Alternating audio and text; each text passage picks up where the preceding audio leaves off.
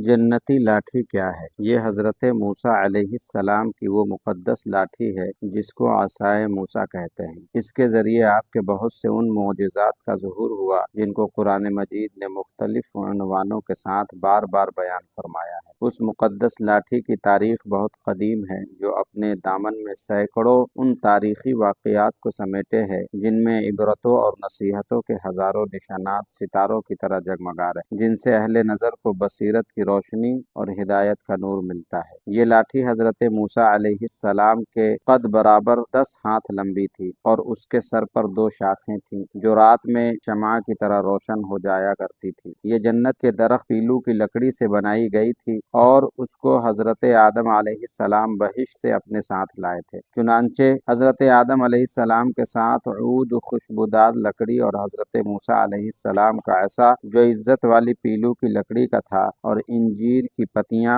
اور حجر اسود جو مکہ معظمہ میں ہے، اور نبی معظم حضرت سلیمان علیہ السلام کی انگوٹھی، یہ 5 چیزیں جنت سے اتاری گئی۔ حضرت آدم علیہ السلام کے بعد یہ مقدس عصا حضرات انبیاء کرام علیہم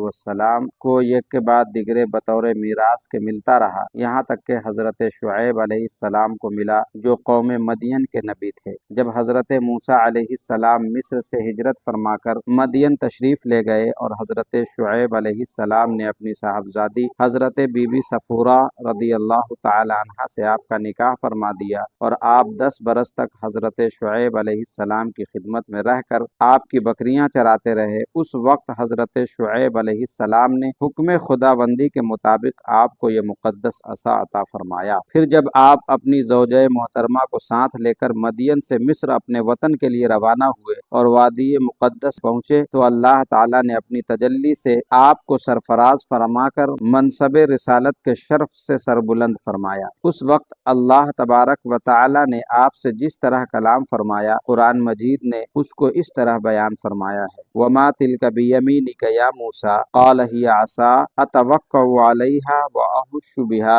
عَلَىٰ غَنَمِي وَلِيَ فِيهَا مَآرِبُ أُخْرَىٰ۔ اور اے موسیٰ، آپ کے داہنے ہاتھ میں کیا ہے؟ تو آپ نے کہا، یہ میری لاٹھی ہے، میں اس پر ٹیک لگاتا ہوں اور اس سے اپنی بکریوں کے لیے پتے جھاڑتا ہوں، اور اس سے میرے دوسرے کام بھی نکلتے ہیں۔ مآرب اخرى، دوسرے کاموں کی تفسیر میں حضرت علامہ ابو البرکات عبداللہ بن احمد نصفی علیہ الرحمہ نے فرمایا کہ مثلاً اس کو ہاتھ میں لے کر اس کے سہارے چلنا، اس سے بات چیت کر کے دل بہلانا، دن میں اس کا درخت بن کر آپ پر سایہ کرنا، رات میں اس کی دونوں شاخوں کا روشن ہو کر آپ کو روشنی دینا، اس سے دشمنوں، درندوں اور سانپوں بچھوؤں کو مارنا، کنویں سے پانی بھرنے کے وقت اس کا رسی بن جانا اور اس کے دونوں شاخوں کا ڈول بن جانا، بوقت ضرورت اس کا درخت بن کر حسب خواہش پھل دینا، اس کو زمین میں گاڑ دینے سے پانی نکل پڑنا وغیرہ۔ حضرت موسیٰ علیہ السلام اس مقدس لاٹھی سے مذکورہ بالا کام نکالتے رہے،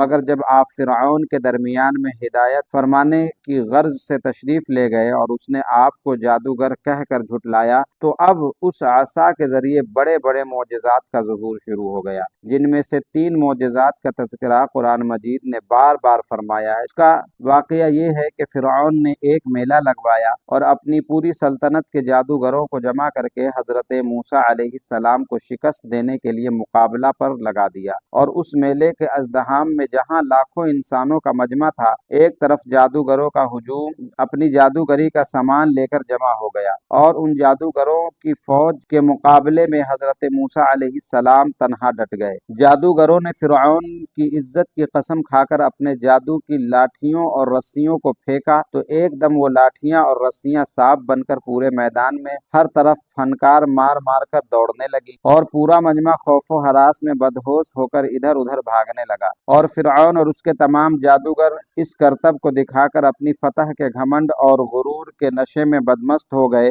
اور جوش شادمانی میں تالیاں بجا بجا کر اپنی مسرت کا اظہار کرنے لگے کہ اتنے میں ناگہاں حضرت موسیٰ علیہ السلام نے خدا کے حکم سے اپنی مقدس لاٹھی کو ان سانپوں کے ہجوم میں ڈال دیا تو یہ لاٹھی ایک بہت بڑا اور نہایت ہیبت ناک اژدہا بن کر جادو کے تمام سانپوں کو نکل گیا۔ یہ معجزہ دیکھ کر تمام جادوگر اپنی شکست کا اعتراف کرتے ہوئے سجدے میں گر پڑے اور بآواز بلند یہ اعلان کرنا شروع کر دیا کہ آمنا برب ہارون و موسیٰ، یعنی ہم حضرت ہارون اور حضرت موسیٰ علیہ السلام کے رب پر ایمان لائے۔ چنانچہ قرآن مجید نے اس واقعے کا ذکر سورہ طٰہٰ رکوع نمبر 3 میں فرمایا ہے۔ تو تمام جادوگر سجدے میں گر کر کہنے لگے ہم حضرت ہارون اور حضرت موسیٰ کے رب پر ایمان لائے۔ اب اس جنتی لاٹھی سے جو دوسرا معجزہ ظہور میں آیا وہ یہ ہے، بنی اسرائیل کا اصلی وطن ملک شام تھا، لیکن حضرت یوسف علیہ السلام کے دور حکومت میں یہ لوگ مصر میں آ کر آباد ہو گئے اور ملک شام پر قوم عمالقہ کا تسلط اور قبضہ ہو گیا جو بدترین قسم کے کفار تھے۔ جب فرعون دریائے نیل میں غرق ہو گیا اور حضرت موسیٰ علیہ السلام کو فرعون کے خطرات سے اطمینان ہو گیا تو اللہ تعالیٰ نے حکم دیا کہ قوم عمالقہ سے جہاد کر کے ملک شام کو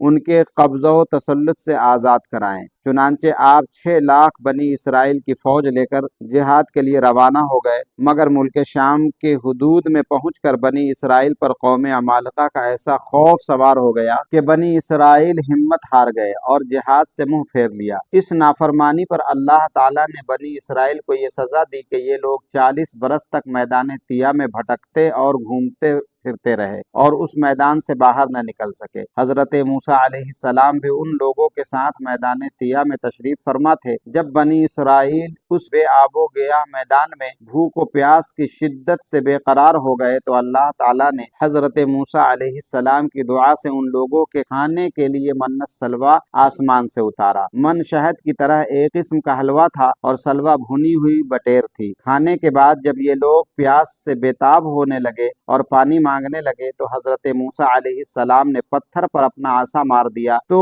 اس پتھر میں 12 چشموں کی ٹوٹیاں پھوٹ کر بہنے لگی اور بنی اسرائیل کے 12 خاندان اپنی اپنی ایک ایک ٹوٹی سے پانی لے کر خود ہی پینے لگے اور اپنے جانوروں کو بھی پلانے لگے اور پورے 40 برس تک یہ سلسلہ جاری رہا۔ یہ حضرت موسیٰ علیہ السلام کا معجزہ تھا جو آپ کے عصا اور پتھر کے ذریعے ظہور میں آیا۔ قرآن مجید نے اس واقعے اور معجزے کا بیان کرتے ہوئے ارشاد فرمایا وَإِذِ اسْتَسْقَىٰ مُوسَىٰ لِقَوْمِهِ فَقُلْنَا اضْرِب بِّعَصَاكَ الْحَجَرَ فَانفَجَرَتْ مِنْهُ اثْنَتَا عَشَرَةَ عَيْنًا قَدْ عَلِمَ كُلُّ أُنَاسٍ مَّشْرَبَهُمْ، سورہ بقرہ رکوع نمبر 7۔ اور جب حضرت موسیٰ نے اپنی قوم کے لیے پانی مانگا تو ہم نے فرما دیا کہ تم اپنی لاٹھی سے پتھر کو مار دو تو اس پتھر سے 12 چشمے پھوٹ کر بہنے لگے اور ہر آدمی کو اپنے اپنے پینے کے چشمے کا علم ہو گیا۔ اس جنتی لاٹھی سے جو تیسرا معجزہ ظہور میں آیا، عصا کی مار سے دریا پھٹ گیا۔ حضرت موسیٰ علیہ السلام ایک مدت دراز تک فرعون کو ہدایت فرماتے رہے اور آیات و معجزات دکھاتے رہے، مگر اس نے حق کو قبول نہیں کیا بلکہ اور زیادہ اس کی شرارت و سرکشی بڑھتی رہی، اور بنی اسرائیل نے چونکہ اس کی خدائی کو تسلیم نہیں کیا اس لیے اس نے ان مومنین کو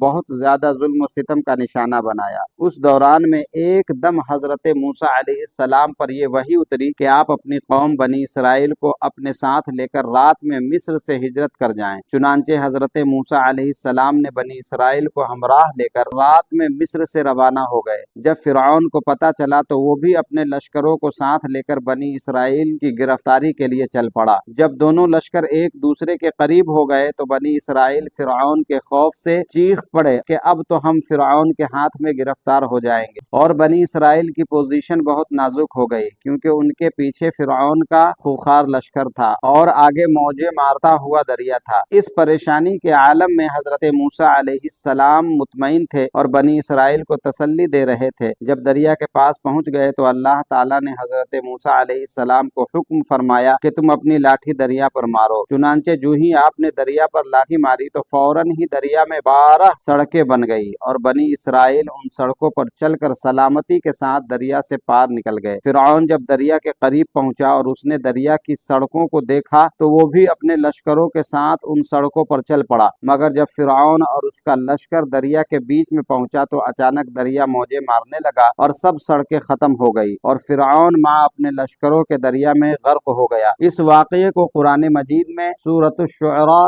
رکوع نمبر 4 میں بیان فرمایا ہے۔ یقیناً اس واقعے میں بڑی عبرت ہے، اور باوجود اس کے ان کفار میں سے اکثر ایمان نہیں لائے۔ یہ ہے حضرت موسیٰ علیہ السلام کی مقدس لاٹھی کے ذریعے ظاہر ہونے والے وہ تینوں عظیم الشان معجزات جن کو قرآن کریم نے مختلف الفاظ اور متعدد عنوانوں کے ساتھ بار بار بیان فرما کر لوگوں کے لیے عبرت اور ہدایت کا سامان بنا دیا ہے۔ سبحان اللہ۔